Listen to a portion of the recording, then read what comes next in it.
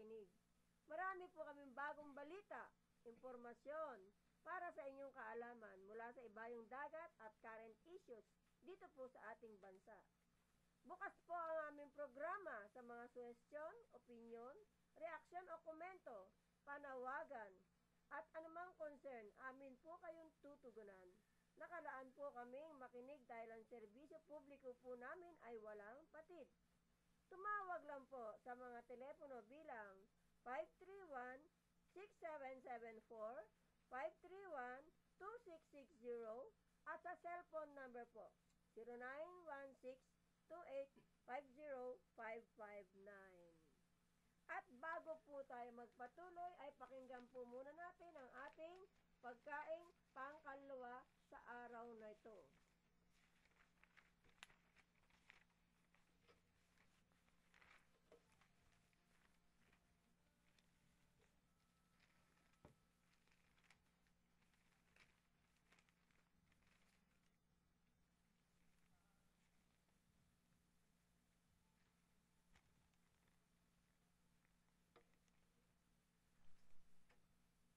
Ako'y nagagalak sa iyong salita gaya ng isang nakatagpo ng malaking samsam.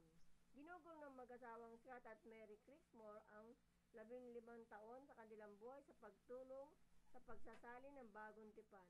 Isinali nila ito sa wikang Maasina at sa tribong Pulani sa Mali, Africa. Nang matapos ng mag-asawa ang panimulang salin, binisita ni Mary ang kanyang nayon at binasa ito sa kanila. Tinanong niya kung ano ang kanilang naintindihan sa binasang salin. Nakatulong ito upang masiguro niya na angkop at wasto ang mga ginamit na salita. Iniisip ng iba na napakalaki ng sinakripisyo ng mag-asawa, iniwan nila ang magandang pamumuhay at nabuhay ng simple para tumulong sa mga Fulani. Ngunit para sa mga Creekmore, sulit ang lahat dahil basa na ng Pulani ang salita ng Diyos sa sarili nilang wika. Ang sumulat ng awit 119 ay nagalak sa salita ng Diyos. Nakatira sila rito sa kapayapaan at pag-asa. Tinutupad niya ito, iniibig at sinusunod. Awit 119-161-168. Tulad ng mga awit, natagpuan din ng mga Pulani ang dakilang yaman ng salita ng Diyos. Sumasang-ayon ba tayo sa sulit na lahat ng isinasakripisyo ng mga Creekmore para may bahagi ang salita ng Diyos sa iba? Ang pagmamahal sa Diyos ay maipapakita sa pangangaral ng kanyang salita. At sa atin pong panalangin, Panginoon, tunay nga po na kami ay inyong pagpalain. Ang lahat po ng aming gawain at layunin ay aming pinagtipon-tipon upang paglikuran ng aming kapwa na naaayon sa inyong kagustuhan. Ingatan niyo po kami at basbasan, lalo na po ang aming programa, Boses ng Pinoy OFW at iba pa, at ang lahat ng mga bumubuo ng programang ito, ang Kabalikat Mediacom, ang lahat po ng aking mga kagrupo, mga kasama rito, pagpalain mo po kami at ang aming mga kasama. Ang aming station manager, si Engineer Prestanyo, si Cabert Ipurong, si Lollipop, si Teddy Cho. Nagpapasalamat, nagpupuri at humihiling sa bukal ng iyong awa. Amen. Amen and amen. Yeah. At sa aming pong pagpapatuloy, pinakikilala ko po sa inyo aking mga kasama dito. Babati po muna sila. Yes. Si Lollipop. Okay, yes. Bueno mano. Saturday na naman. It's once again sa aming bayaning OFW at iba pa. Ayan, magandang hapon po sa inyong lahat. Welcome naman po sa aming programa. 1 hour na naman kaming sasalipaw-paw sa ere. At sino man kayo, ano man ang ginagawa niyo sa araw na ito, dito lang kayo sa aming programa. Yes! Yan, susunod pong babati si Teddy Cho. Magandang umaga po sa inyo lahat. Tomorrow is the last day ng ating pong MapFest 2011. It is the biggest and most awaited food showcase. Nakikita niyo po sa World Trade Center. Okay, thank you. At susunod po ang ating chief reporter, si Cabert Ipurong. Po sa inyo lahat. At alam po nandiyan namin nakapila, nakikinig sa aming programa. At alam naman, darating din ang aming kasama na si Ma'am Eva. Aba, nakalita Mami Eva po, Abangan ang aming prinsesa, si Pagod Ma'am na Eva. pagod. Ito na, maglalaro. Ayan po, si Ma'am Eva, yung ating Pagod na pagod. teacher sa Nolasco High School. Correct. Yan po ba, nagpapahinga ba muna? Babati muna si Ma'am Eva. Opo. Pagbati para sa lahat, Luzon, Visayas at Mindanao. Yes. Ingal pa. Ingal. Magandang hapon sa inyong lahat. Yan, si Neil. Neil, bati ka naman. Hindi ko nabanggit kanina yung pangalan mo. Kaya nga, yung bumati. Ala, ano lang siya, kaway-kaway. Kaya Yan. At sa ating pa, marami po kami mga balita. Mga pagbati muna. Happy Okay. Fiesta sa Yes. St. Anthony de Padua ng Singalo, Manila. Fiesta po nila ngayon tsaka bukas. Yan. Happy Fiesta po dyan kay Konsehal Josie Siscar. Pupunta ba Fiesta tayo, sa inyo. Tita Ren? Pupunta ba kami dyan? At, naku, marami kaming mga magagandang balita. At bago po muna pala, ay condolence po muna doon sa ating kasama na si Chairman Dong Jose Humawan ng Kabayan at saka ng Operation Tulong po. Condolence po sa pamilya. Nakikiramay po kami. Lahat po sila dyan. Nasa Kabayan. Tama. Okay. Susunod, sinong babatiin ni Lollipop? Okay, yes, babati muna ako sa aking mga taga-kababayan dyan sa Lopez Quezon, ang Kaliwaras family, nakikinig sila ngayon, grabe, at sila natin ngayon sa Metro Manila. At syempre, binabati ko ang aming buong samahan, hukbong samahan sa Pilipinas, ang National Press Club, sa pangunan ng aming Presidente, Mr. Jerry Yap. Love you, sir. O, diba? Lagi ginaganap po namin ang aming celebrity night every Friday. Happy birthday, belated, o, di ba? Ay, belated kay sir. Oo, Ano yun okay. ba? Birthday niya nung isang Friday, hindi kami pumunta eh, dahil Oo hindi nga. kami pinumbiday. Hindi naman Kaya, dapat na kayo kumpeta. opo. Ano, kailangan pumunta kayo. Pag Si Lollipop lang National- nangungumbida sa amin. Pag Sabi ko, member kayo ng National Press, kaya press kayo, open na open niya sa lahat. yan, oo, Diba? yan. So, sinong babatiin mo? Sino pa? Binabati ko po si Frank Uitesi na ngayon ay nasa Cagayan de Oro. Saka sila Madam Uitesi. Wala ka rin sa Sabado, Kuya Teddy. Paliwanag mo kung bakit. At naging busy po tayo sa kakahalungkat ng mga storya. Nag-research. Dito sa Nag-research DJP on talaga. Fire. Oops. Development. Susunod, si Ma'am Eva, sino pong babatiin nyo? Sabihin O, mo. binabati Commercial ko na yung sinasabi. sa amin, lahat ng estudyante ko sa Dr. Juan Lasco at yung mga kabarangay dyan sa Francisco Street. Yes! Mga Yan, taga-Tondo. sino pa? Robert, Mm. sinong babatiin mo? McNeil. Wala kayong babatiin? Ay, babati ko pa pala si John Ryan. John Ryan, love you, taga Paranaque City. Binabati ko at mga taga Marikina at saka mga taga Taguig. Kaya nakikinig daw sila. Dami kong binote. Oh, yan, di ba? Yung Happy Father's Day. Ay, oo, Oh, wala bukas. pa kayong mga tatay. Dali, batiin nyo na. Wala na akong tatay. Bukas, maski na wala kayong tatay, batiin nyo lahat ng tatay sa buong Pilipinas. Sa mga ama ng tahanan, ama ng mga pamilya, Pamilya. isang Happy Father's Day ang aming pong iwan sa inyo. Yung asawa mo, Tita Eva. Lalo-lalo na yung mga amang nagsusumikap itaguhin ang kanilang pamilya. Wow! Itchuk yung mga Tama. sibarol. Kahapon ay nagpasulat ako ng lakhalain, no? Mm. Picture. Parang Doon sa mga estudyante ko, si tatay bilang ama. Lahat sila nag-iiyakan. Ewan ko kung bakit. nagalag na Tagalog. Oo.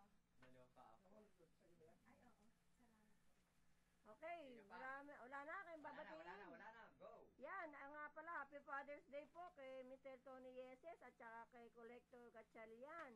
Hindi po namin kayo nakontak ngayong araw na ito. Naalala ko, Sabado po pala. Hindi ko po kayo nakontak kahapon dahil busy kami. Marami kami mga public service na ginawa. Correct. Mula nung Lunes hanggang Friday po. Ang dami namin public service, yung mga tungkol sa OFW.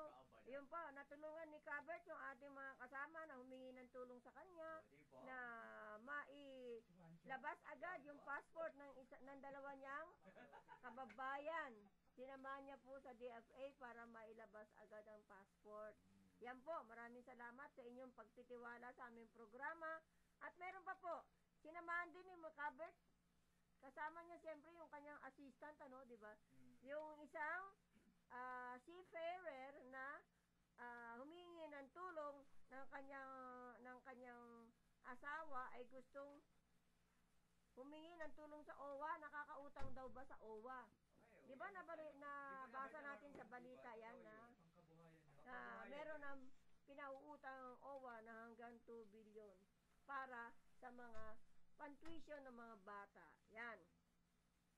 Pero pinoproseso pa daw po ang kanyang loan. Yan. Kumusta na po dyan kay Chairman Gia Gomez Castro ng Barangay 484 sa Sampaloc, Manila. Kumusta na po kayo dyan? Tatawagan po namin kayo, ma'am, para sa interview. Sabi daw po wala kayo, pero mamaya-maya po, pwede kayong tumawag dito, ma'am, sa 531-2660 pag sakali man kayo ay dumating na. Yan. Yung ating pong ding mga interview kay Sir Tony Yeses at kay Miss Mix, yung nasa informal entry division sa Bureau of Customs. Maraming salamat po sa inyo sa pagpapaunlak ninyo sa amin na kayo ay aming ma-interview. Yan, balitang abroad tayo. Meron pa po, ma'am? Meron pa, wala na? Sige, balita po, ma'am. Ito ang aking maiikli, subalit malamang balitang OFWs. Pakinggan. Pagde-deploy ng mga overseas Filipino workers sa Bahrain, pinayagan na. Inihayag ng Philippine Overseas Employment Administration, POEA, na ang pagde-deploy ng bagong aplikante at pagbabalik ng dating OFW sa Bahrain ay pinapayagan na sa kasalukuyan. Okay, ikalawa, OFWs friendly countries identified by POEA. Itinala na ng POEA ang mga bansang kinukonsidera bilang ideal na destinasyon para sa OFWs sapagkat nakikisa sila sa kalagayan ng mga ito. Majority rito ay nanggaling sa Europe na may 32 bansa, 21 mula sa Amerika, 17 sa Asia Pacific region, 4 sa Africa at 2 sa Saudi Arabia. Yun ang aking balita.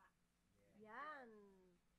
Meron pa po dito, yung isang mother dito ng isang OFW na humingi ng tulong sa ating gobyerno ng kanyang anak na buntis daw po ay gusto niya na maiuwi. Yan. Yan po sa balita ni Aris Cano. Yan po. Nakipag-ugnayan ang coordinator ng migrante na si Monterona sa Philippine Embassy sa kaso ng yung buntis na yon na sana ay ipauwi na. Yan. Ito pa, meron pa dito. Salamat sa lahat ng mga naging friends natin sa Facebook ng Boses ng Pinoy OFW. Mabuhay po kayo. Yan. Tingnan niyo po kami sa Facebook. Nandoon po kami. Anong nakalagay doon? Sa Boses ng Pinoy. Naka-video po kami, naka-YouTube, naka-ano pa. Yan. Nakita niyo po yung mukha ni Leo. Yung aming diwata na madaling araw. Diyosa pala. Ay, ayaw niya ng Diyosa. Gusto niya, ayaw niya ng diwata. Gusto niya Diyosa. Oh, diba? Correct. Yan. Diyosa ng mga ano. Yan. Marami po tayong mga balita rito. Yung galing sa pahayagan na 2 Pinoy, laglag sa human trafficking. Yung 21 biktima na sagip. Yan po. Marami silang mga nasagip na OFW na naging biktima. 4 na galamay ng isang human trafficking syndicate na kinabibilangan ng 2 Pinoy ang nadakma ng mga otoridad habang 21 biktima na pawang mga kababayang Pilipino ang nasagip sa Sandakan, Malaysia. Ang 2 nahuling Pinoy, isang lalaki na may edad 39 at babae 40 anyos ay kasalukuyang nakadetine kasama ng 2 Malaysian national. Kasunod ng pagkakahuli sa 4 na suspect nito, June 5 ay nailigtas naman ng immigration team ang umaabot na 21 Pinay na may mga edad na 18 hanggang 31 na itinago sa isang hotel sa isang